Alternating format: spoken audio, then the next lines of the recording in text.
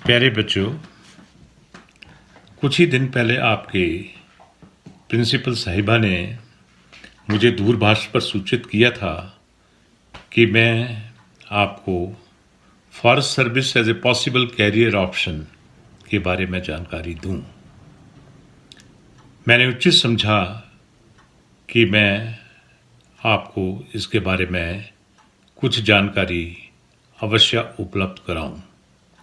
इससे पहले कि मैं Indian forest service as a possible career option के बारे में बात करूं, मैं अपना परिचय देना उचित समझूंगा। माय नेम इज़ आर के Gupta. I am 1978 batch Indian forest service. I have served around 36 years in the forest department and I retired as a principal chief conservator of forests Himachal Pradesh. जब मैं आपको forest service as a possible career option के बारे में बात कर रहा हूँ तो मुझे अपने समय की बात याद आ रही है कि जब मैंने ग्रेजुएशन की उसके बाद कोचिंग सेंटर IFS के लिए मैंने ज्वाइन किया था। और जब मैं उस कोचिंग सेंटर में गया तो सबसे पहले मुझे वहाँ के प्रिंसिपल ने एक अभ्यर्थी से मुलाकात करवाई जो कि IFS में सेलेक्ट हुआ था। उसने मुझे ठीक प्रकार से गाइडेंस दी।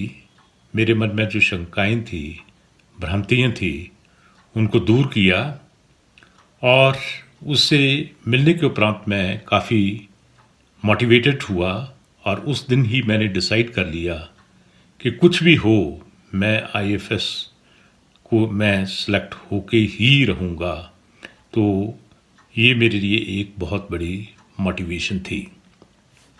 जब भी हम कैरियर सिलेक्शन की बात करते हैं, अगर उसमें से किसी एक्सपीरियंस्ड व्यक्ति के साथ अगर हम मिल लें, उससे बातचीत कर लें, उससे गाइडेंस ले लें, तो ये हमें मोटिवेशन प्रोवाइड करती है।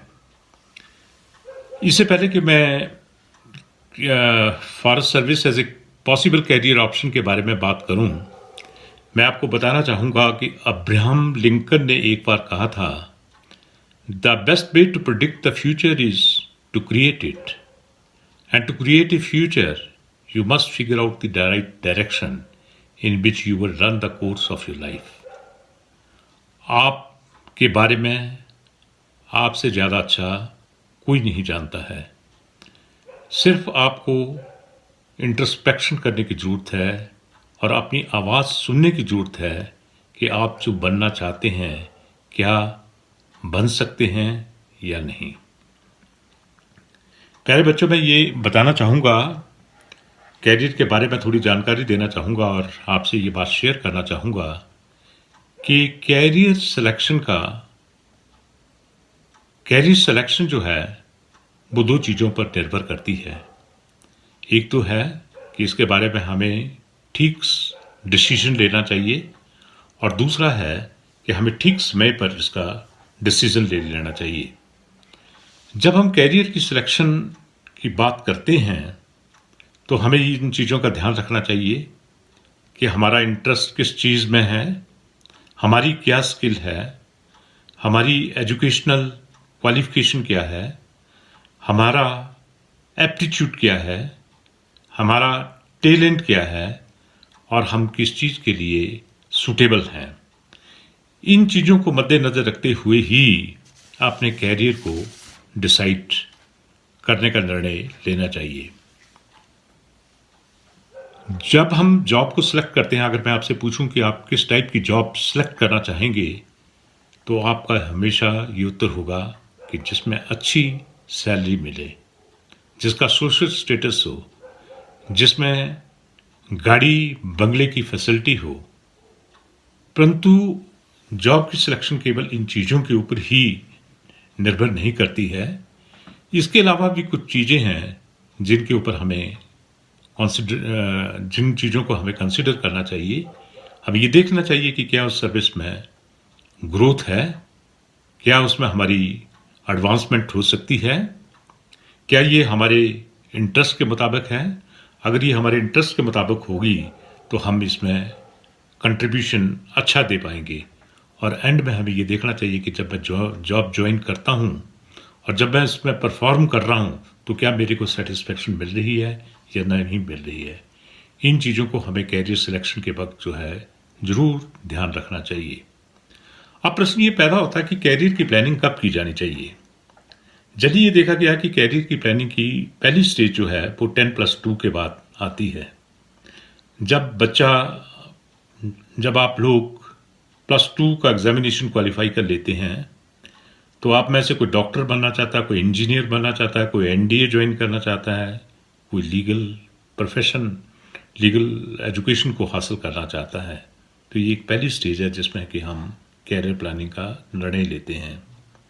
दूसरा है ग्रेजुएशन या प्रोफेशनल डिग्री, जैसे इंजीनियर्स है, डॉक्टर्स हैं। इस क्वालिफिकेशन को कंप्लीट करने के बाद भी आपके पास कॉम्पिटिटिव एग्जामिनेशन के माध्यम से काफ़ी कैरियर की ऑप्शन जो हैं वो खुली रहती हैं। और तीसरी स्टेज आती है जब हम पोस्ट ग्रेजुएशन कर लेते हैं तो उसके बाद भी हमारे पास कैरियर सिलेक्शन के काफ़ी विकल्प जो हैं वो खुले रहते हैं। अब प्रश्न ये पैदा होता है कि ग्रेजुएशन के बाद हमें स्टेट पे जो हमारा मेन कैरियर है उसका सिलेक्शन करना चाहिए या कोई हमें शॉर्ट टर्म गोल, कोई जॉब ज्वाइन करके फिर अच्छे कैरियर की तैयारी करके compete करना चाहिए। ये आपके शॉर्ट टर्म गोल और लॉन्ग टर्म गोल के ऊपर निर्भर करता है। अब मैं ये आपसे बात करना चाहूँगा कि फॉरेस्ट सर्विस भी एक अच्छा कैरियर का विकल्प है। अब प्रश्न ये पैदा होता है कि फॉरेस्ट सर्विस कैसे ज्वाइन की जाए। तो इसके लिए जो मिनिमम क्वालिफिकेशन है वो अभ्यर्थी जो है वो ग्रेजुएट इन साइंस होना चाहिए, मिनिमम क्वालिफिकेशन, और उसकी मिनिमम एज 20 ईयर्स चाहिए। हर वर्ष union public service commission Indian forest service examination को एडवर्टाइज करता है। पूरे प्रदेश में लगभग 70-80 वैकेंसीज रहती हैं पूरे देश में। इसका सबसे पहले स्क्रीनिंग टेस्ट लिया जाता है यूपीएससी के द्वारा। जो उसको क्वालिफाई करते हैं उनको मेन रिटन एग्जामिनेशन देना पड़ता है। उसके बाद पर्सनैलिटी टेस्ट होता है और पर्सनैलिटी टेस्ट के बाद जो है कुछ फिजिकल स्टैंडर्ड हैं जिनको क्वालिफाई करना पड़ता है। वॉकिंग टेस्ट है, 4 घंटे में 24 किलोमीटर की वॉकिंग जो है ये क्वालिफाइंग टेस्ट है। इसके अलावा फिजिकल स्टैंडर्ड हाइट 163 सेंटीमीटर चाहिए और चेस्ट जो है 79 to 84 सेंटीमीटर चाहिए।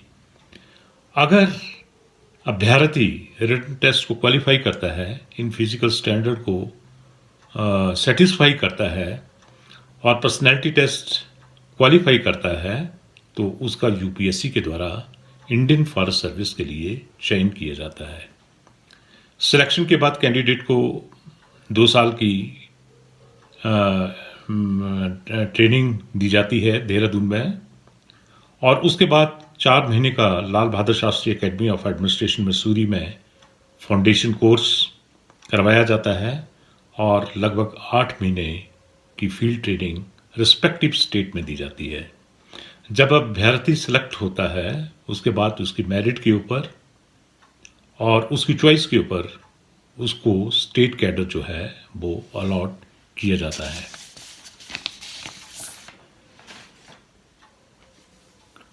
सक्सेसफुल कंप्लीशन की ट्रेनिंग के उपरांत उसकी पोस्टिंग जो है असिस्टेंट कंजर्वेटर ऑफ फॉरेस्ट के तौर पर होती है।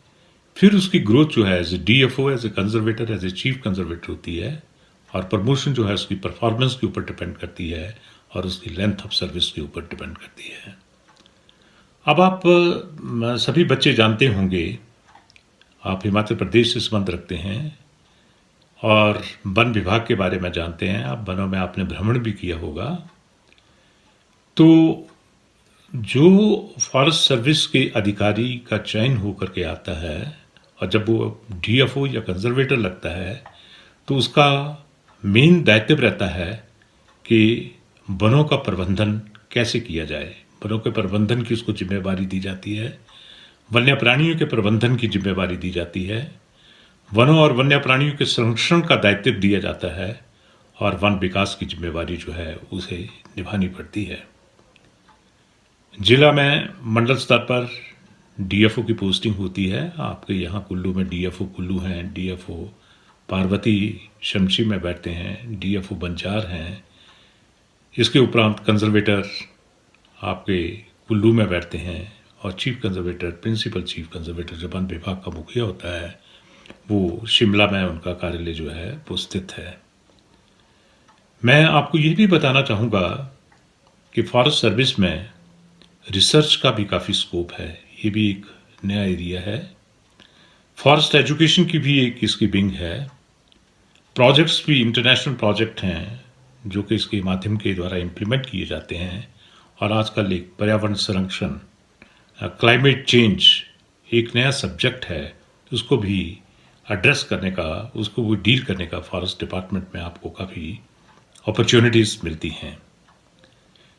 मैं ये यहाँ बताना चाहूँगा कि हर सर्विस की अपनी अपनी टेम्परामेंटल रिक्वायरमेंट होती हैं।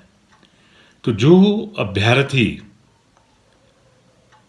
जिनको नेचर के प्रति लव है, जो आउटडोर लाइफ को पसंद करते हैं, जो ग्रामीण के क्षेत्र में भ्रमण करना चाहते हैं, जिनको फौना एंड फ्लोरा में दिलचस्पी है, वो वन विभाग में ये अक्सर देखा गया है कि वो काफ़ी सफल जो हैं वो सिद्ध होते हैं। अब मैं आपको थोड़ी सी वनों के बारे में जानकारी देना चाहूँगा, क्योंकि मैंने कहा कि फॉरेस्ट सर्विस के लोग जो हैं वो forest development, forest conservation, forest management में रिस्पॉन्सिबल होते हैं। तो वन हैं क्या, वनों से हमें क्या लाभ है? अगर मैं ये प्रश्न आपसे पूछूं तो आप हमें इमीडिएटली बताएंगे कि वनों से हमें फ्यूल वुड मिलती है, चारा मिलता है, कंस्ट्रक्शन टिम्बर मिलती है, they help in conserving the soil also. परंतु इससे मोस्ट इम्पॉर्टेंट मैं ये कहूँगा कि फॉरेस्ट जो है वो हमें ऑक्सीजन देते हैं, जिंदा रहने के लिए ऑक्सीजन सप्लाई करते हैं। And this supply, they are the source of the clean, they are the source of the clean perennial supply of water. और हवा, ये पानी जीवित रहने के लिए अति आवश्यक है।